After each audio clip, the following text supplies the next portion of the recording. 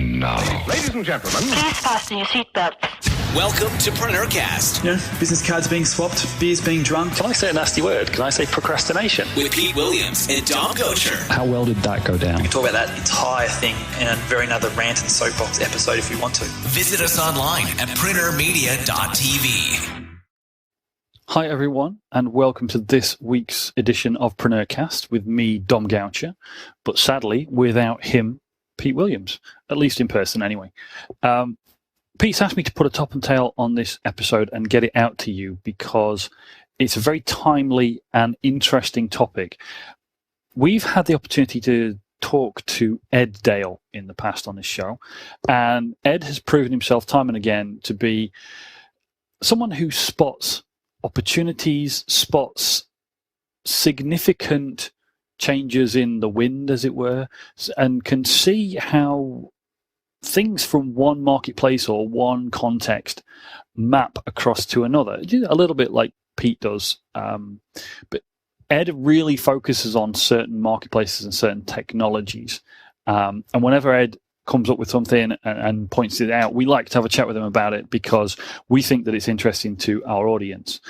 Ed at the moment is launching his MagCast digital magazine publishing platform. We've mentioned this before, and if you're part of the Preneur community and on our mailing list, you probably had an email from us by now about it.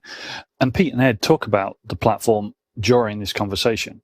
Now, the origins of all this started way back when, as they say, with a book by a guy called David Byrne called How Music Works. And in that book, David talks about something called venue theory. Now, the book's all about music, and venue theory is all about how music developed based upon how the venue changed, how people were listening to the music, etc., etc. And Ed goes into quite a lot of detail about this in his conversation with Pete. But what's interesting is how this is relevant to you as a business owner, as a marketer, as somebody trying to communicate with your audience, whether it's just your marketing messages or you're actually trying to produce information, trying to produce an information product and get it out there. Because how people are consuming information has changed drastically over the last few years when the introduction of certain new technologies. It kind of started with the iPhone, even before then, but it really started to accelerate with things like the iPhone and the iPad. And again, Pete and Ed discuss this in detail in this conversation. So I'm going to get out of the way and hand over to Pete and Ed for what I think is a really interesting conversation about the state of information consumption right now and what the key elements of this situation are, how they affect you, and what you can do about it to maximize the opportunity. All right, mate. Well, thank you for your time. Always a pleasure to talk to you. Mate, it is a pleasure to be here. It only seems like seconds ago we were talking. Absolutely. So I guess what I wanted to cover in today's conversation is venue theory. And I guess I first heard about it whilst reading a book that you recommended, How Music Works. Yeah, look, in fact, I'm fondling it here. It's a brilliant, it really is a brilliant book. And I don't know if you know or not, but music has been something that's been very influential right throughout my life. I actually got seventh grade musicianship as going through high school. So I was always fascinated by it, always loved it. And I find a lot of actually people in the information marketing world actually sort of have a music somewhere in there.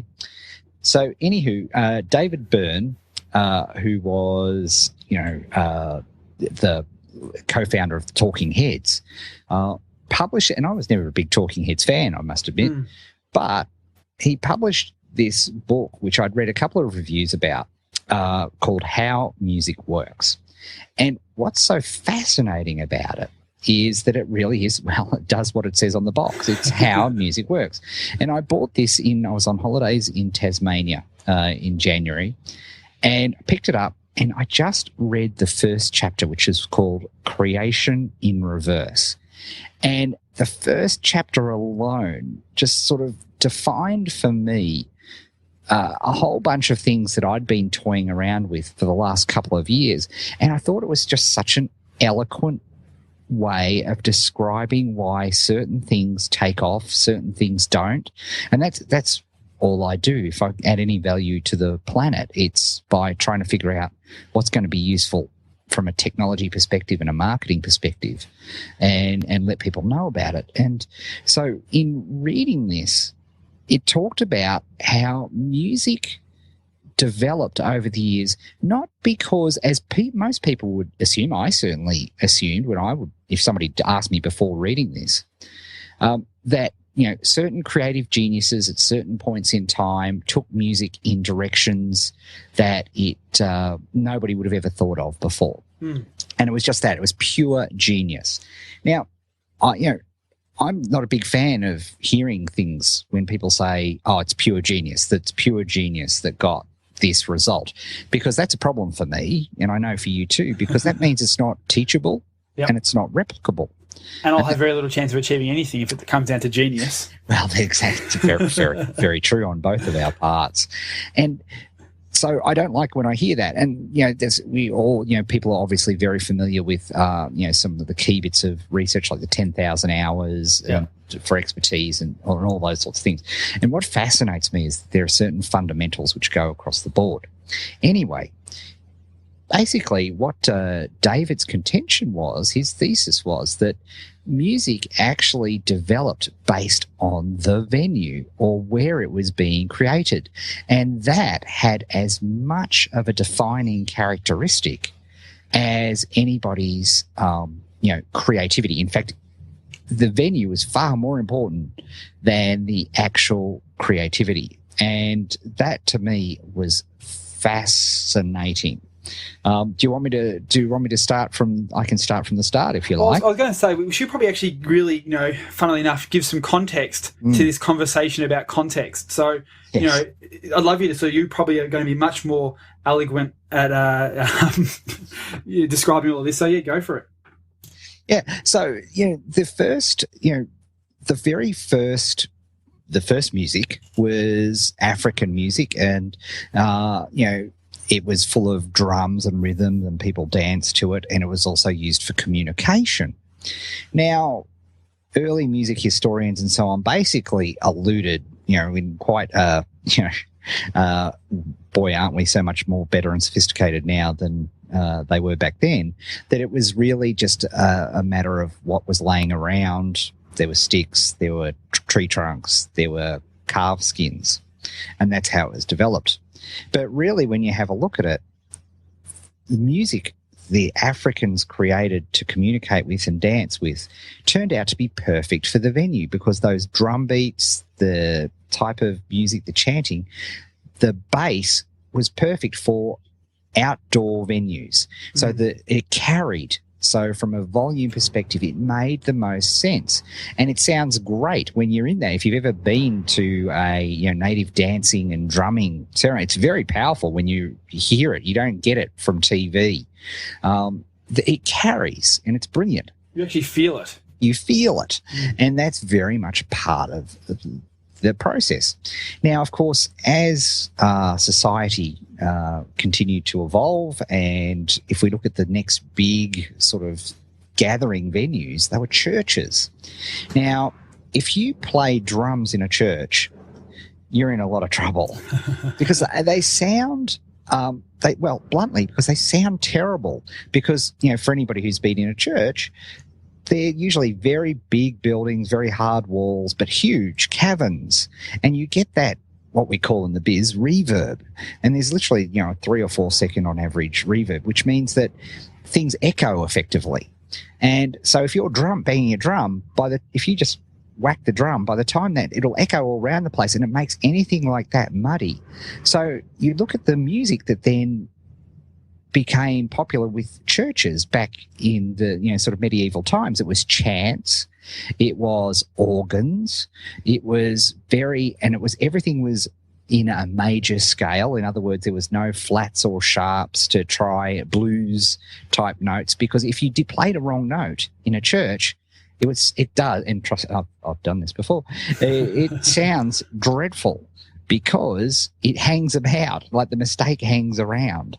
And if you try to change key, and same if you try to play modern jazz in a church, it sounds terrible because it becomes all muddy.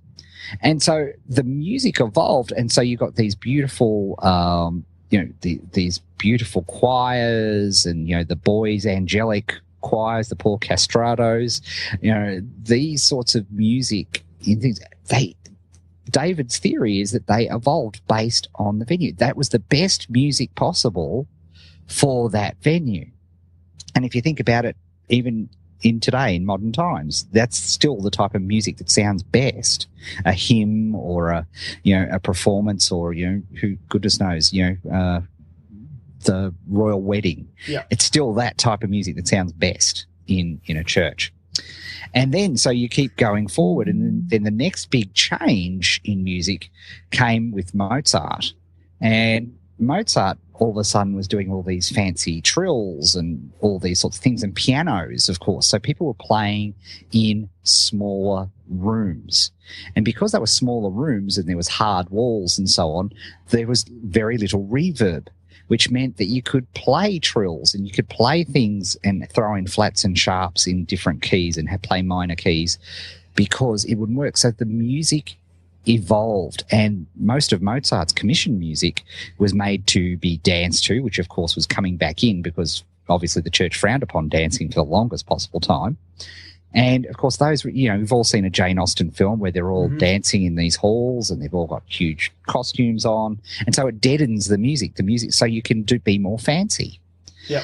And so on and so forth. And again, I encourage you to read the book rather than in my botched explanation. But if you look at punk music, for example, punk sounds great in those small, tiny New York and London venues that are just, little boxes, basically, because there's no reverb characteristics there at all. And, of course, they're loud. There were people, usually it was being played while people were getting pissed in a bar, yelling, talking. Music evolved to sound good for that particular time. Indeed, with the technology changes, you were able to have venues, for example, for disco, which made disco sound fantastic. When you're on the dance floor, and we know, Pete, how you are able to cut the rug.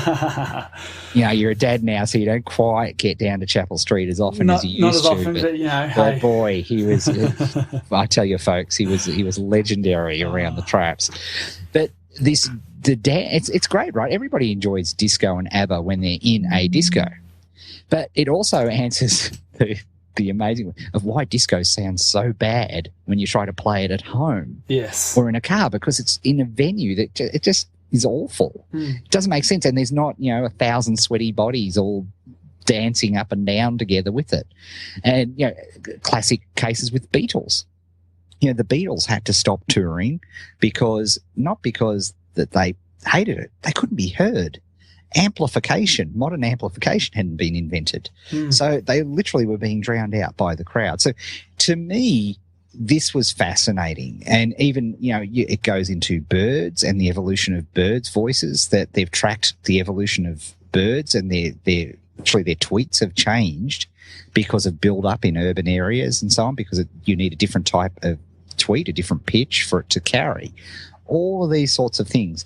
But then, Pete, where I think it gets interesting, because I read that and I thought, that is fascinating. But then I thought, wow, doesn't that explain so much of what's happened to us in the information marketing and the online business world? And then this is the beautiful thing, is that you were able to sort of build that. And I think I heard you kind of first articulate this after referring the book in one of your Walking with Larry sort of daily audio snippets. We started talking about how this venue theory does apply to marketers and business people as well, because the way people consume content has changed over the years. It was books and newspapers, and obviously these days it's more and more online. Yeah, absolutely. You can apply this exact theory to look at how people consumed information and from our perspective, what people did with their free time and how do they stop themselves from being bored, because that's often that's the time that we're competing with for our, a lot of our products. Yeah, absolutely. It's the hobby time, if you will. And of course, if you think about it, in the 60s and the 70s and the 80s, of course, the TV ruled, right? Radio was still huge, but most people would sit around. Like, it's funny, I noticed the other night that there was a new show being advertised on TV, and it said 6 million viewers in the US. And I remember, 15, 20 years ago, that same type of promo would be 40 million viewers in the US, because it wasn't the alternative, right? The venue was the TV, and unless you could get onto TV or onto radio or into newspapers, how could you be a market leader? How could you be a market influencer? Then, of course, the web, internet, and desktop arrived. And, of course, the things that worked beautifully when you're sitting on a lounge watching TV, that's a venue, all of a sudden are very different when you're sitting in front of a desktop, a computer, right? You are in a different frame of mind. You're a different mode. You are prepared to be interactive, not just sit back and entertain me. And so the type of content that worked on the internet and through the desktop, things like eBay and so on, they are a combination of live information, interactivity, entertainment, and education. So all of a sudden we were able to, way back in, if you look 2004, way back 10 years, it's almost 10 years, unbelievably. We were able to create PDFs, right, which people would read on their desktop. Yep. And that was successful. And you'll see where this comes full circle in a tick, because, ebooks are back, but fascinating. And it's a great example of this. Pretty much the desktop was the way that things consumed. But then look at how it evolved as the internet and bandwidth, and we got more numbers. All of a sudden, the PDFs, when you think about it, who sits there and reads a lot of stuff when they're on a desktop? You scroll through websites and so on, but what worked better? Video. Video, absolutely. Video, right? YouTube exploded, 2006. And video was the way people wanted to receive information, and it worked perfectly, short videos for that venue. And then if you look at how, from an internet marketing perspective, ebooks died off and video became the primary teaching mechanism. Webinars, those sorts of things, which replaced the old tele-seminars. Remember when people all used to dial in with a phone line, right? I remember doing that, calling a US number on the phone. Yeah, that's right. There in an hour. Yeah, absolutely. Getting the phone card from the dodgy shop around the corner, so you're only paying 1 cent a minute. Yep. All of those things. Absolutely. That was what life was like. Remember that? And it made sense that the products that we created suited that venue. So some of us were creating DVD products, which could be consumed sitting down in the lounge room with a pen and paper. Yep. But more and more it was video, and of course audio as well. Let's not forget audio. And podcasts started to become popular in 2004 and 2005. Yep. But it was the iPod, of course, that was driving all the audio consumption. It wasn't phones. They didn't, the iPhone wasn't around till 2007. So the effectiveness of podcasts, and we're, of course, going through a massive renaissance of podcasts now, but think about it. For many years, podcasts died on a vine. They went underground because there was this initial burst when iTunes enabled people to put podcasts on an iPod. Yeah. But that was a venue that only certain people were comfortable with. The expertise that you needed to set that up was beyond, your average Joe and Jane Smith at that point in time. So this was fascinating. So if we fast forward then, in 2007, January 9, Steve Jobs announces the iPhone, and the world changed. And the world changed in a very dramatic way, in the sense of, if you looked at how people, their venue for entertainment, their venue for when they're bored, changed. And it's changed dramatically. We're only talking 5 years. Yep.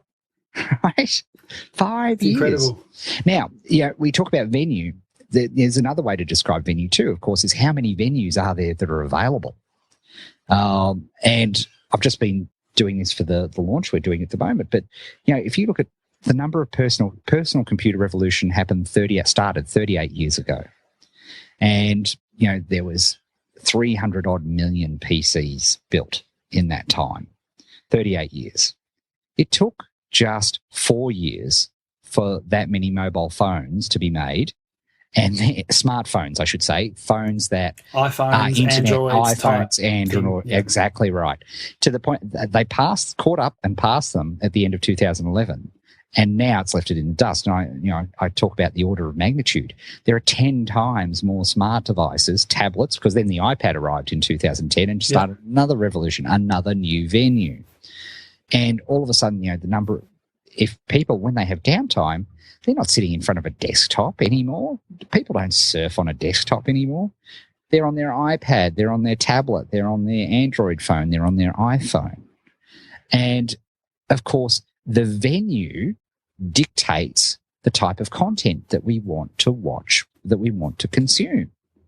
And this has been fantastic because with the introduction of the Kindle, of course, guess what? Ebooks are back.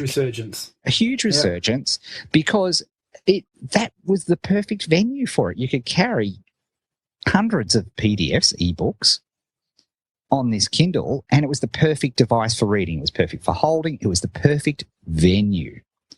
And then if you think about the iPad, then took that and, again, applied an order of magnitude of sales, because a lot of people say, the Kindle.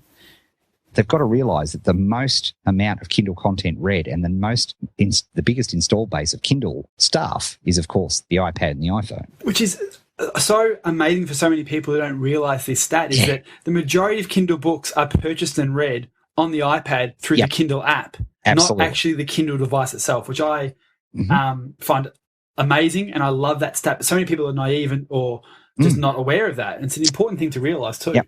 Totally. And so, of consequence, we're seeing sales of ebook style products. We're back in town. I'm like getting misty eyed. It's like 2004, but so much better, because instead of trying to force people to read something on a device that was really never designed for it, now they can get it on their iPad, and consequently, consumption of books and information products that are book based have exploded. And has gone through the roof. And, video is still very powerful on these platforms. But it's also, unfortunately, the characteristics, of course, of that venue are not just the device itself.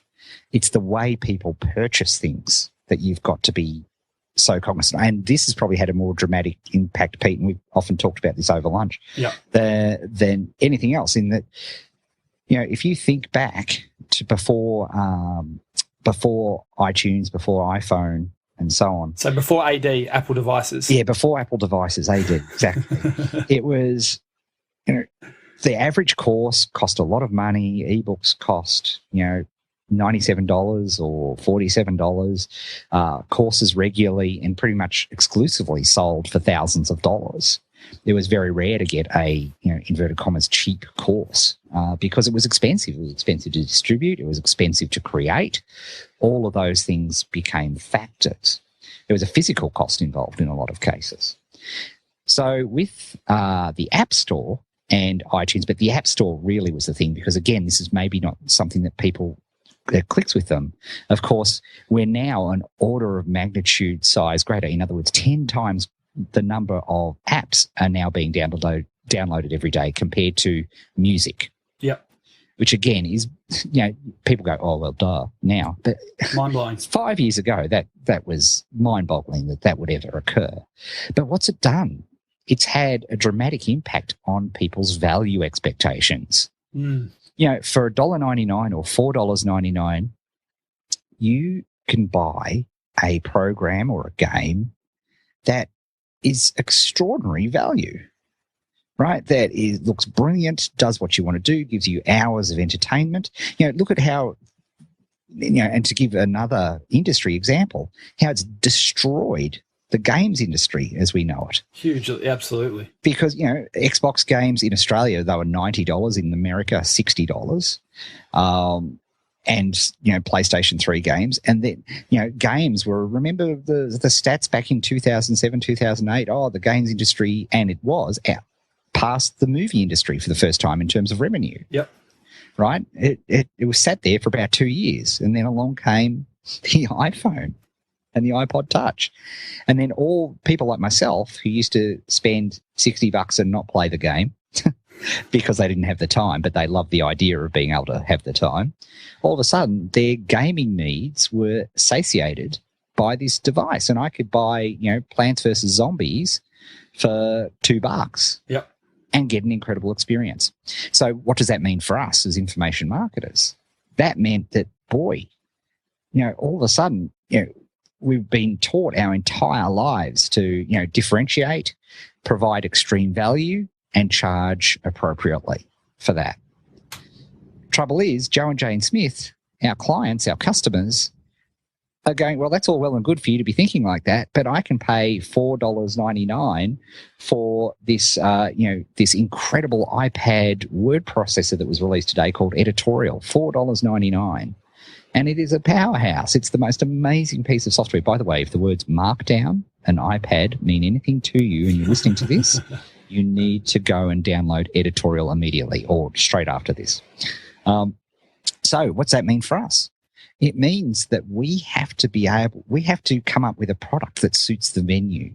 We have to be able to, as information marketers, come up with something that's high quality, that fits in with the fact that most people, and we haven't even talked about attention yet, most people have 15 to 30 minutes tops to, if they're going to kick back and relax and really enjoy and get engrossed in something, that's a 15 to 30 minute proposition in this day and age. Yep. So we've got to build something that works within all of those constraints, within that venue. Absolutely. And this is the thing, is that I think, it's an important thing to understand the context of where you're marketing. And, this applies to everyone, not just information marketers, but, this is the perfect example of the importance of context and venues when it comes to marketing and producing content, which is obviously, your big audience and obviously a lot of people who listen to this show as well. Yeah, absolutely. And, this fascinated me because, all my life I've been doing information publishing of some description or another. And whereas, some of our colleagues saw this as a big threat, as does any form of disruption, of disruption in any industry. Where does the disruption come from? It doesn't come from a product that does things better than everything before it. It actually comes from things that do things a lot worse, but a lot cheaper. Yep. But eventually, through time and technology, those things that were a lot worse and a lot cheaper get better and better and better and better and better. Yep. And the experience gets better and better and better. And that's, so for the last couple of years, that's the moment I saw this, I thought this is going to be fantastic. And magazine publishers thought, the iPad is going to be the best thing since sliced bread.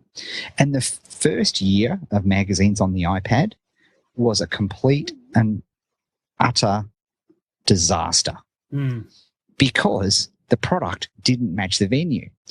And Apple solved this with the creation of their NEWSSTAND, because if you wanted to read Wired magazine, you had to click on an app and you had to go, oh, cool, there's a new issue, and then you download it. And these issues were huge. They were 400 or 500 megabytes. So just basically the high-res version of the actual magazine, the print magazine you'd find in Barnes & Noble or, your newsagent. Absolutely. And, so 5 to 30 minutes later, you could read. So subsequently, of course, people have moved on. The whole reason, one of the huge reasons the iPad has taken off is that it's instantaneous. Yep. Tap on a button, boom, you're right there doing what, no load times, no start times, no any of that sort of stuff. It was crucial to its success. So Apple released in 2011 NEWSSTAND, which was a way of having these magazines delivered like magic, basically overnight. When people plugged in their iPad, publishers could push out their new editions. So they still took the same amount of time to download, but it didn't appear that way because they did it in the background while people were sleeping. And they'd wake up the next day and go, oh, goody, my new edition of the New Yorker was there. Now, it happened that Dan Rain and I were at WWDC that particular year, and the moment we saw this, we thought, this is going to be huge. We want to be all over this. And I was working with a guy at the time called John Bass, and he came to me. He heard me talking about it on a podcast, I believe. And John said, "I think I can build that." And so over the following 6 months, we trialled it. You were one of our crash test dummies, Pete. Yes. In the very first trials, and MagCast was born, and it's been extraordinary after that, because again, it's what happens when a product matches the venue. That's where you see the explosive growth. And this is the thing, it's like with MagCast, it's perfect sort of time to sort of chat about it, I guess, as well, because it is a fit for the venue. Is that, Newsstand's there, which is a default function. You can call it that, but it's really a functionality or feature of the iPad, that it's on the home screen of every single iPad device. People are going to click it and try and get a understanding for what Newsstand is. And it is exactly what it says. It is that Newsstand where all the magazines in the Apple ecosystem can sit. People can browse the Newsstand, subscribe to a magazine, download individual issue, and it's there to consume in high quality right in front of them, which is obviously the venue of choice these days. Mm-hmm. But I think I was going to say the real kicker, though, is what you can actually do with the content inside the venue. Yeah, look, totally. And of course, this is where it's getting exciting, because, and this is another fundamental theory that comes into play here, is if you look at each major media shift, each venue, if you will, it's taken time for the content to adapt, and when that adapts, it explodes. Mm-hmm. The first radio stations basically read out the newspaper. The first TV shows was literally a guy with a microphone stuck in front of him, and those radio dramas before they figured out soaps. The first websites were brochures before eBay and the like figured out, wow, what can we do with this medium that wasn't possible with the previous generation? That's real disruption. And if you look at what was happening on the Newsstand, what we saw was, okay, people were taking their magazines, and still, even with the Newsstand functionality, taking it and applying, they're just taking their 128-page magazine and replicating it on the iPad, which was better than nothing, right? But it didn't really add any value, and they were stuck with monthly schedules. And when you think about the iPad, it's fabulous for video, it's fabulous for audio, it's fabulous for interactivity. So what would happen if you make those changes? And that's where, magcasting has really taken off. And with the, digital publisher blueprint that we've got at the moment, after 12 months, just with our little neck of the woods, we've seen, the 12-month figures just came through, and we've generated 1.2 million readers, which is just mind-blowing. It's insane. So you had, 370-odd people come through and create magazines to start with, and predominantly would be the leading publishing platform now for... Yeah, I think we represent 5 or 6% of the overall newsstand. So in terms of magazine publishers, we've gone from nowhere to being in the top 5, which is is pretty exciting. But here's the trick, right? Here's the trick. If we just tried to copy what the big traditional publishers were doing, we would have gotten into all sorts of trouble. Right, you can't compete with that. They have huge editorial staffs, huge photo staffs. In fact, their big cost base was a huge problem. Whereas there are a couple of other things that have happened, which of course you are very, know very well. One is outsourcing. Yep. So the cost of getting something designed, literally, I remember publishing a magazine many, many years ago, and the production costs were about $20,000. Now you can spend $100 on Odesk and get the most beautiful magazine design that you would ever want. And then, of course, content. There is all of these bloggers who are generating, and YouTube videos, because, again, it's not just printed media, right? If you do it the right way, you've got YouTube, Vimeo, you've got podcasts. All embedded inside the magazine. All inside, awesome. And it's all the content that's just there. There's no duplicate content issues because, Google doesn't care if the content's there. The people who are creating the content love it. It's a great deal for them. So it's like this perfect storm happened. But what really got us to that point where we had those many readers, when we realized, hang on, what's the job to be done here?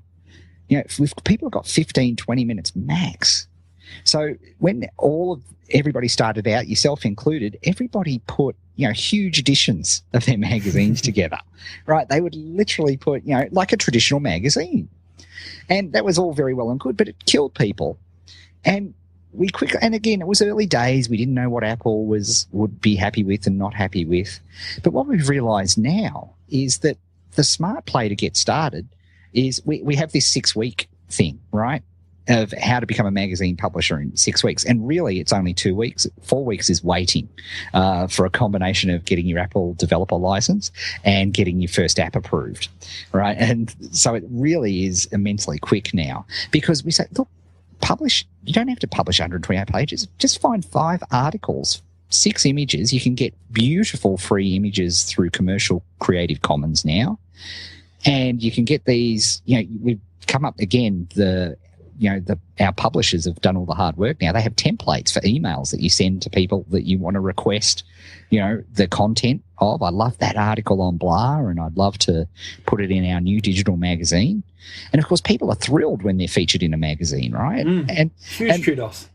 And we're seeing what we didn't anticipate, and this is really funny coming from me, is the influence you get as a publisher. All of a sudden, people are getting press passes. They're getting sent products to review. So while I'm thrilled at the amount of magazines that are profitable, perhaps what was even more surprising is how quickly they got influence in the niche that they were trying to get into. And because it's such an early days, I think it is a bit like, what if you were, around in 2003, pay-per-clicks just started hit, and you knew what you knew now. Yeah. You do damage, or it was 2006 and AdWords hit. You do even more damage. Or even, a year and a half ago with Kindle, and you published in the Kindle store. There's 2 million Kindle books out there now. There's 1 million apps. There's 6,000, just over 6,000 magazines. That's worldwide. And then you start breaking it down into, languages. All of a sudden, the lack of competition and the pent-up demand, because you've got 600 million people all wanting content and to be entertained, all of a sudden, it is a heady mix. So I want to sort of just change tack slightly, continue on this conversation around the MagCast and the magazine and the platform, but back onto venue theory, because I think something that I've found interesting watching along with the launch, because obviously you're in this process at the moment of reopening the doors to the next wave of publishers who can have access to your platform to create their own magazines.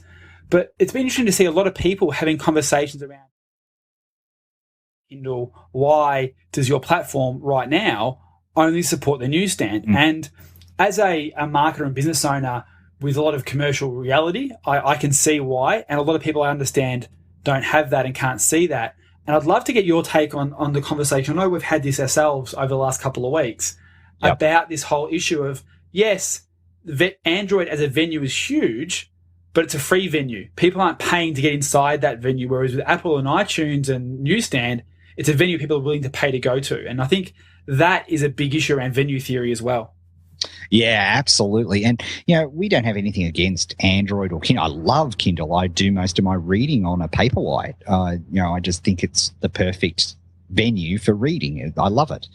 But you've got to, when you're going into a business, you have to look at the stats. I mean, you're the man with your 7 levers, right? About, you've got to look at your numbers. And the reality is, and this is, these numbers are direct from Adobe, and Adobe are not Apple's friends in any way, shape or form. They're still very bitter about Flash. But only 3% of digital magazines that are downloaded onto devices are downloaded to Android platform. Right. And I think my theory is it's 2 reasons. One, the experience is still terrible. They don't have the newsstand and all the cool things, the background downloads, all the subscription, the beautiful, smooth subscription model and all these sorts of things. They have something there. Yes, they have magazines, but it's not. So the experience is still a bit like the iPad was in 2010, and they'll get there, hopefully, and they'll improve it. But also, it's just the type of, you're absolutely right, the type of buyer, and Android as a demographic tends to be the geeks, because they love the customization, they love the open nature of the platform, and also the people who walk into a store and say, I want a phone, please, where they don't say, I want an iPhone.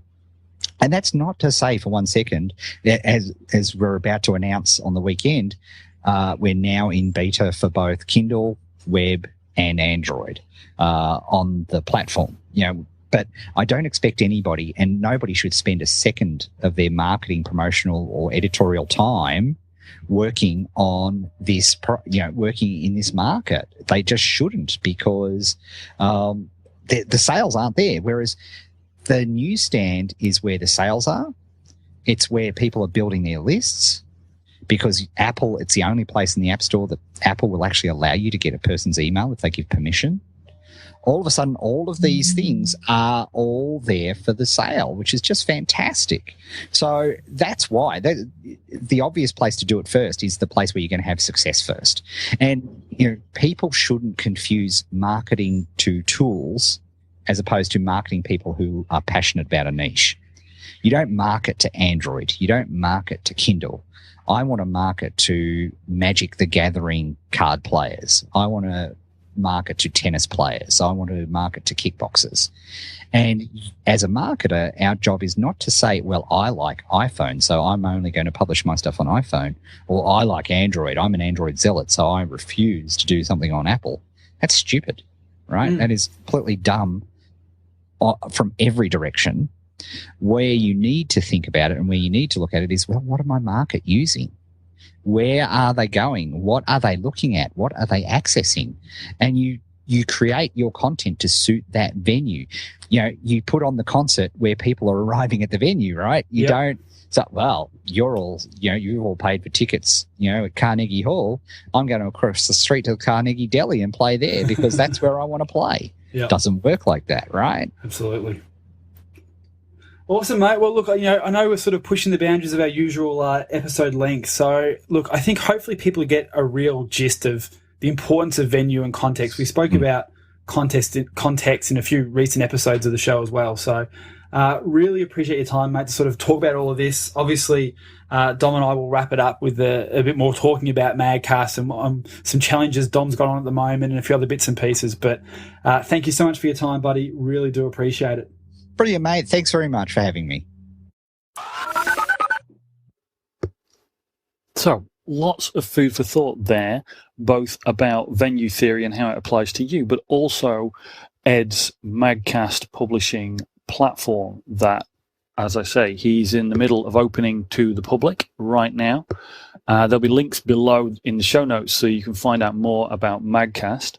If you're interested in that book by David Byrne, there'll be links to that, obviously, in the show notes, but also you could try that on Audible.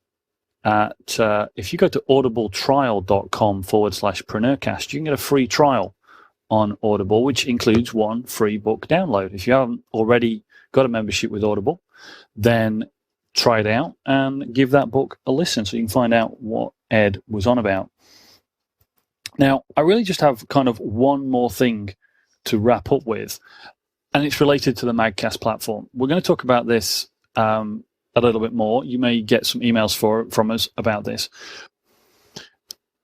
As you may have heard in the conversation, Pete and I have been working with the MagCast platform when it was in beta test.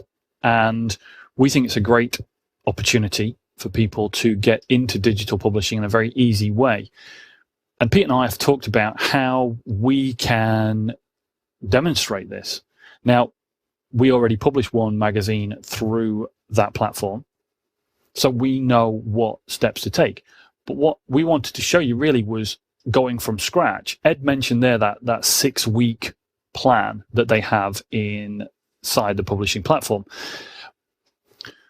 where they guide you through everything you need to know about launching your own magazine. And they say it takes 6 weeks. And as Ed commented there, it's actually about 2 weeks of production and 4 weeks of waiting. Well, Pete kind of set me a challenge, and I've had an idea that I've kind of mentioned on a couple of shows. It's been on the back burner because of a lot of other projects that we've been working on. And Pete basically gave me a positive constraint and said, look, while this launch is going on, while Ed is launching this platform to the public, why don't you try and publish that magazine that you wanted to publish that you've talked about in the past? Why don't you try and get it done inside of 7 days? So that's what we're going to try and do. So look out for an email about this project. It's going to be open and honest. I'm going to do an over-the-shoulder video series, just like the over-the-shoulder stuff that we do inside of Platinum for our Platinum members. But I'm going to let everybody see it. Okay, we're going to be honest about what goes on, what we can and can't do, any problems we hit, and whatever else. But I'm going to try and put together the content for a digital magazine publication in 7 days. So keep an eye out for that in your email. Thanks to everyone for listening. Thanks for your comments that have been coming through preneurmedia.tv, and you can go to preneurmedia.tv to find all our past episodes and to leave us either a comment below the post for any show, or there's the audio comment that you can leave us, and you may have heard us feature those audio comments on the show in the past. We'd love to feature you on the show, so drop us an audio comment, and you could appear on a PreneurCast soon. Also, obviously, in the iTunes store, you can leave us a comment there in the store for your particular country. And we always appreciate those comments because they help more people find our show and spread the good news. So, with that said, Pete's back next week and back to normal programming, as we say. Got a very interesting conversation with an author next week for you. So, have a great week. Speak to you soon. Been enjoying another fine episode of PreneurCast with Pete Williams and Dom Gocher. Make sure to hang out with the boys online at preneurmedia.tv or drop them a line via PreneurCast@preneurgroup.com.